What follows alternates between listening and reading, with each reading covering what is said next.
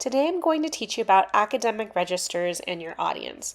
So language registers are what we use in order to speak appropriately for different situations. It's a really important skill to have in life, and so this presentation will help you be successful there. So today you are going to be able to identify various language registers, explain why we have different registers, and then create examples of various registers and identify the three parts of the rhetorical triangle. As you can see, I've underlined certain parts here, and that is because I want you to take notes. So I've underlined what I think to be important.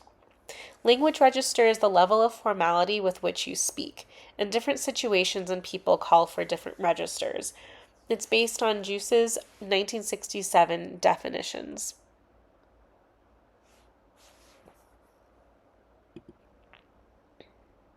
Okay, why are registers important? We move between registers easily, so when there's teacher to teacher, teacher to student, I'll speak more informally with a teacher than I will with a student. It's really important to use registers correctly because if one register is expected and another is presented, the result can either be that of someone being offended or it could be a comic response. For example, on the TV show The Big Bang Theory, Sheldon's character often uses a higher register, so the audience laughs at his social awkwardness and inability to understand that he can and should adapt his speech for different contexts. People tend to speak in the casual register, and the inability to use a higher register may inhibit people from advancing their work. When you use the wrong language register, you sound dumb, whether you're dumb or not. So it's really important to know your situation in order to not make that mistake and to sound as intelligent as you truly are. By using the correct language register, it'll increase your chances of being accepted into groups, and then you'll be able to speak in a variety of contexts. So this is an important skill in school because you need to know how to speak, what vocabulary to use, how quickly to speak, when you can use slang or not, or even when it's okay to voice your opinion.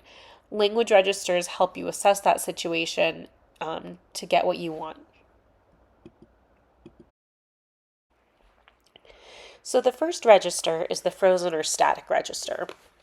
At this level, language is literally frozen in form. It doesn't change. We memorize these things, and that's it. They just don't change. This includes biblical verse, prayers, the Pledge of Allegiance. Again, these are things we just memorize.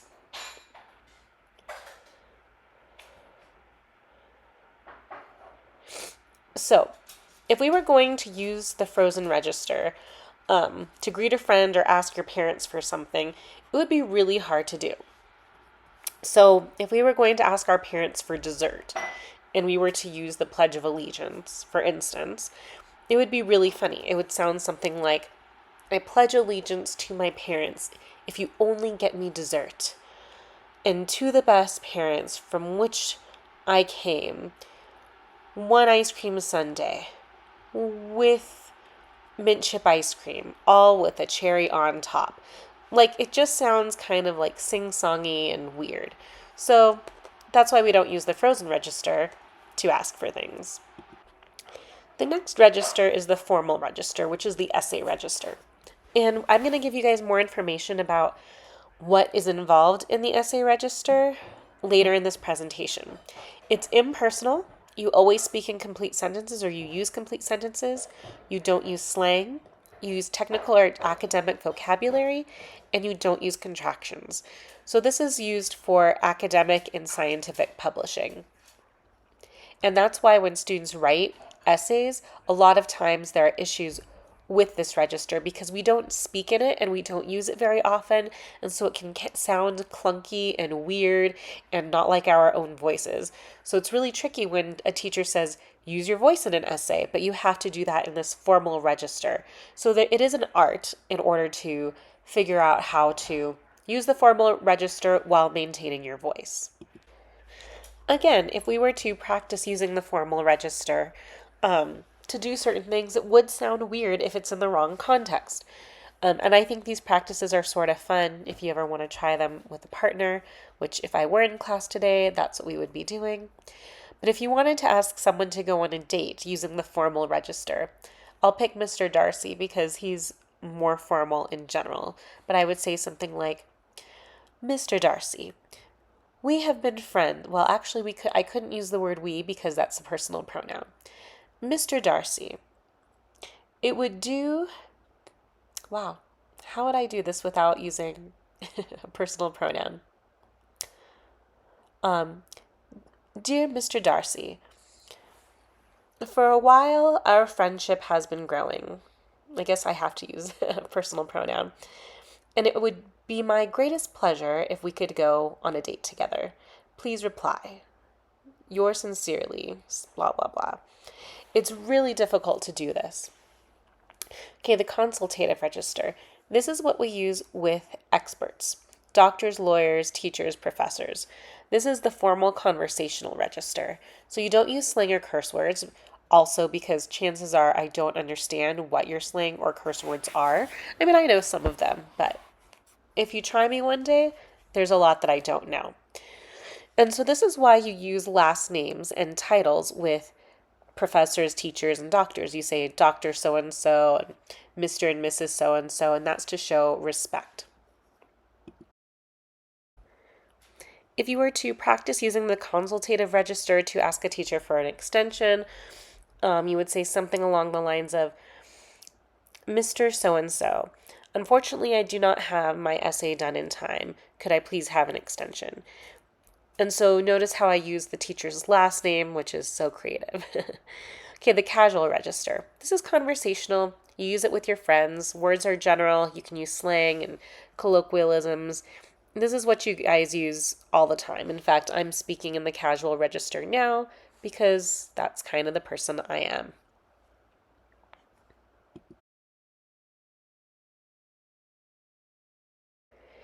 Lastly, there's the intimate register, and it's used by people in relationships. This is also the language used in sexual harassment.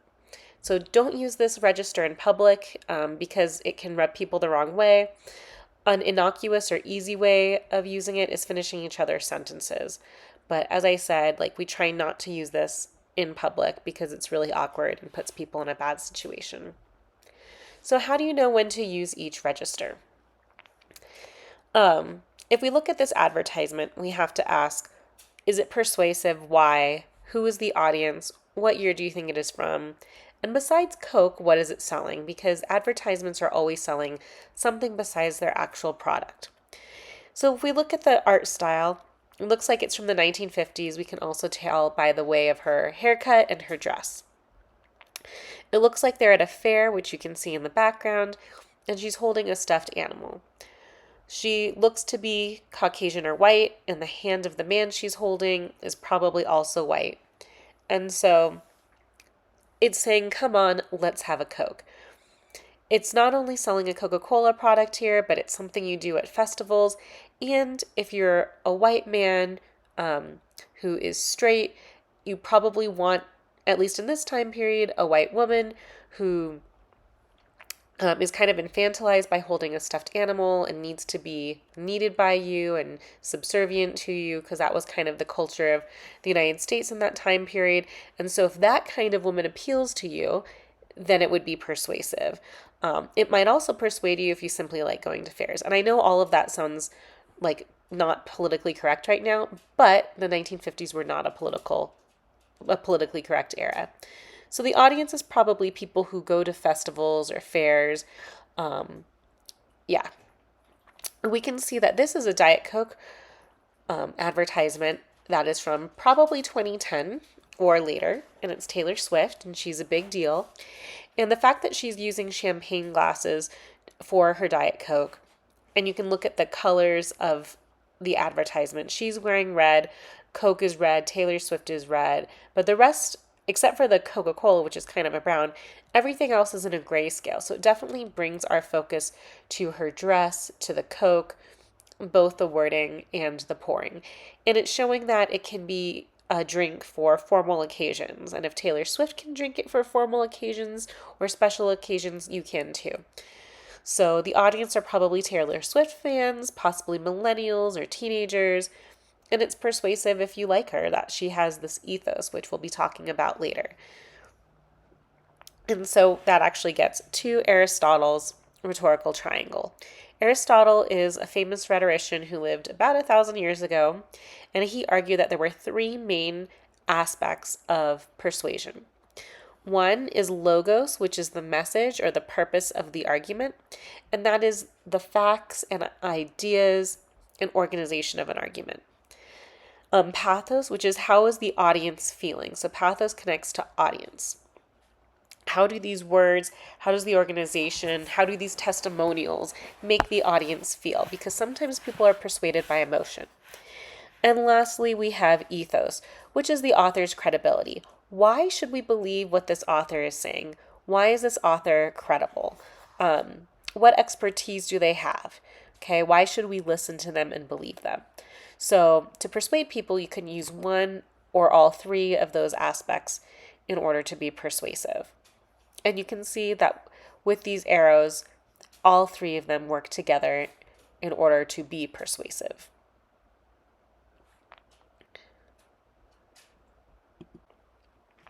This is another perspective of Aristotle's rhetorical triangle. And you can see the purpose is in the middle. What is your aim or goal for creating this message? So again, ethos is connected with speaker. What expertise do they bring? Why should we believe them? And then we also have pathos, or the emotions felt by the audience. And we have logos, which is the message. What facts does it bring? Is it logical? Etc. The context is also important, and it's the circumstances for setting an event, a statement, or idea in terms that it can be fully understood and assessed. So if this triangle helps you better than the last one, that's awesome. But these are two perspectives of the triangle, and they're saying the same thing. So what is rhetoric? And there are many definitions of rhetoric. According to Webster's dictionary, rhetoric is the art of speaking or writing effectively.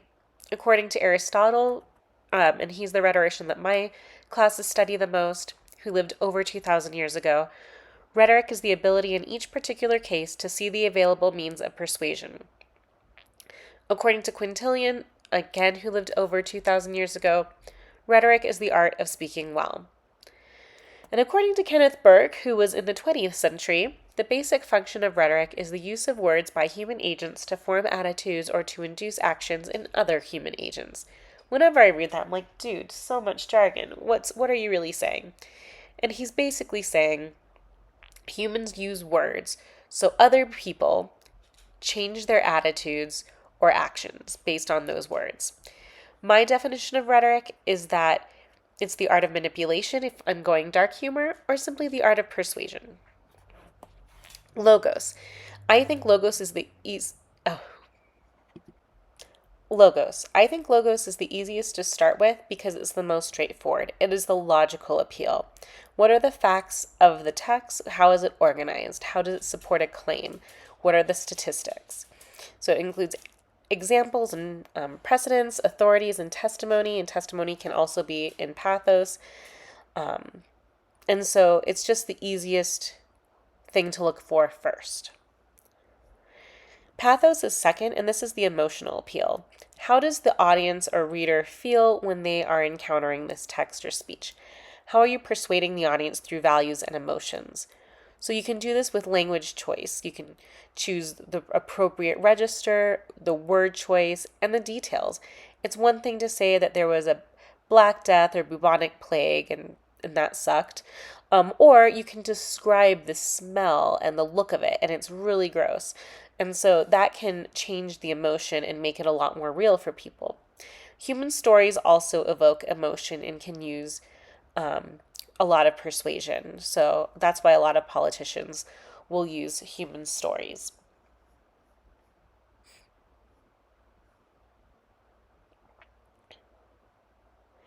Ethos is probably the most nebulous or the hardest to pin down. And basically, it's the ethical part of it. Is the argument ethical? And can you trust the speaker. Why should you believe the speaker? What makes them credible? I should hope I'm credible because I have 2 master's degrees and I've been teaching for over a decade.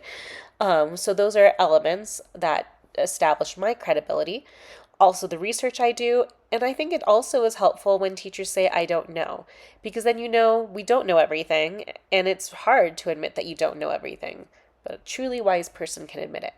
So, anyhow, you can establish yourself as a credible source by what you bring to the table, like your credentials, the knowledge that you have on a topic, and that you're fair. So, just because you believe that knitting is the best textile art, you can also say that there's a reason to crochet, a reason to weave.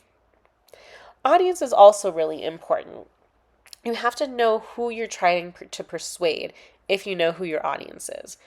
Technically, anyone who reads your essay could be your audience, so that's anyone in the world who can understand the language you're using. However, you should be working towards a specific audience. So you want to stay out later than curfew to go to a friend's party. How would you persuade your mom versus your dad? Or an extension on an assignment. How would you persuade your teacher? If you cry for me, I will always do whatever I can to make you stop crying.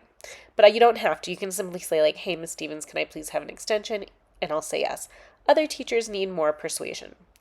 But basically, your register will change based on who you're talking to. And so that's really important to know.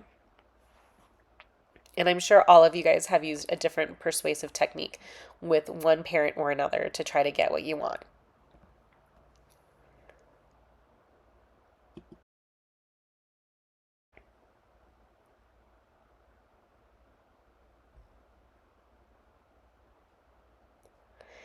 As I mentioned, the language we use in essays is the formal register, and students have the least experience with this. So we're going to take some time to go over it. First of all, you should always do third person. So take first person pronouns, I, me, my, second person pronouns, you, your, yours, and get rid of those. Only use third person, he, she, they, theirs, and them. Okay, so that's what you should be using.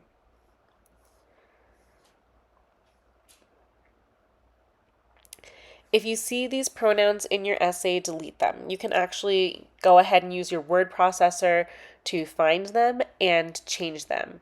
You might need to rework your sentences a bit so that they're not saying like knitting is my favorite craft. You can just say knitting is the best craft. It might be a little assertive for you to say stuff like that, but that's okay. This is your essay. You are entitled to your beliefs and to say them as assertively as you like. You also want to use standard American English. So gonna versus going to, use versus used to. The D and the T kind of get eaten together, but you do need that D. Effect is a noun, and affect is a verb. Again, we use the formal standard English. You don't say I'm pissed, you say I'm upset. You don't say have a beef or problem with someone, you say you're angry with someone. So that's why word choice is important. You just want to be as specific with your words as possible. Grammar. Always have correct grammar because it makes you look smarter even if your ideas are boring. And on the other side, you could have great ideas, but if your grammar is terrible, people won't be able to make sense of it. So grammar is really important. Pay attention to homophones, to, new, there. They're easy mistakes to make. Make sure you capitalize appropriately. Capitalize I, even though you shouldn't be using I, and capitalize your name. I know all these companies don't do that anymore, but you should. You're important. You're proper. Use commas, avoid exclamation points, use questions sparingly, and check subject-verb agreement. When a person does their homework, a person is singular, their is plural. The exception is if you want to use the singular they because you are a person who does not want to use your given pronouns, you want to use they, you can, but please note it on a footnote on your essay. Avoid generalizations like always or never. For instance, my husband and I went to a wedding, and the officiant said, people everywhere for every wedding ceremony always read 1 Corinthians. And my husband and I looked at each other and we said, no, that's not the case. Jewish weddings don't have that because they wouldn't have a New Testament reading. What about Islamic weddings or atheist or Buddhist? You just can't generalize because you're going to alienate some of your audience. And that's not something you want when you're trying to be persuasive. And that's also part of knowing who your audience is. You want to avoid exaggerated adjectives like outstanding or obvious. What might be amazing or obvious to you might not be to someone else. So I want you to write as if you were writing to a 5-year-old child. And that doesn't mean that you use basic vocabulary. It means you can use advanced vocabulary, but you should explain your thought process. You have critical thinking skills, but you need to go step by step and explain how you got to those conclusions, because how your brain works and the jumps you make to think critically might not be the same way that my brain works. Avoid adverbs, like mostly ending in ly.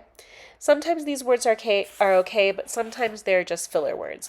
If you're looking to have stronger sentences, try to add stronger verbs first. And this is why I don't always have page requirements, is because I would prefer stronger essay with fewer filler words rather than students just trying to fill up space. Avoid qualifiers like a little, definitely, or sometimes. These are filler words that can weaken your argument. So if I say sometimes knitting is awesome, no, that weakens it. Or sometimes I enjoy reading, make it a statement. Avoid emotional language. It is heartbreaking that I failed the test. Okay, your word choice and how you tell the story will tell the reader how they should feel. You don't have to point it out. So if you point out all the consequences for what will happen after you fail the test, the audience or reader will probably feel bad for you and empathize and think that's heartbreaking or terrible. You don't have to tell them. And then avoid inflammatory language, like the essay was terrible, sickening, and sad. If the audience finds your argument too polarizing, they will not listen to you or take you seriously. It's a part of developing your ethos or your writing persona. So you don't want to alienate people that way. You want to be fair and give it a fair shake. Formality. So these are all things I expect to see in your essays that you avoid. Avoid slang, because chances are I don't know what they mean. Text message language or spellings, cliches, contractions. You don't say phrases like digging sports or wicked cool or maxed out, clear the air. I mean, it sounds lame when I say it like that, so when people read it, it also probably sounds lame. These expressions can be appropriate in personal emails, but they are inappropriate in research papers. Again, use standard American English spelling for all words. If I see color spelled COLOUR, I'll know that you took it from the internet because that's the British spelling. And if you aren't sure if a word is a slang term, look it up in the dictionary because it'll definitely let you know. You could also ask me. So an example, informal. When I got my students to think science was wicked cool, their test scores went through the roof. When I asked for their spin on their improvement, they just said the test felt like a piece of cake to them after I had implemented the new curriculum changes. I mean, that sounds like a first-year teacher who's just trying to be cool. And I'm not even sure if his or her students really think science is cool or that their test scores improved. But if you look at the formal, when I was able to engage my students and get them interested in science, their test scores improved significantly. I asked a few students why they thought their scores had improved, and they admitted that the test seemed much easier because of the new curriculum. When you read that, you can tell it's a more seasoned teacher who cares about students being engaged and actively participating in their lessons, and that they're taking data seriously and taking their job seriously and like a professional. So even if it's the same person and the same results, the second one's language makes it sound a lot more convincing and real. And again, like the students are getting a really good education compared to the top one. So just to reiterate, things to avoid in the formal register: contractions, colloquialisms or slang, personal pronouns, hyperbole, imprecisions or not being specific, the intimate register, unnecessary passive voice like the ball was thrown to him instead of he threw the ball, and vulgarisms. So those should be pretty easy to avoid. You can always come back to this presentation and double check this slide just to make sure that you're not doing any of these things. And then I'd like you to write down a summary of what you learned today and why is it important to be aware of registers when communicating. And I'll have something on Canvas as well. Thank you.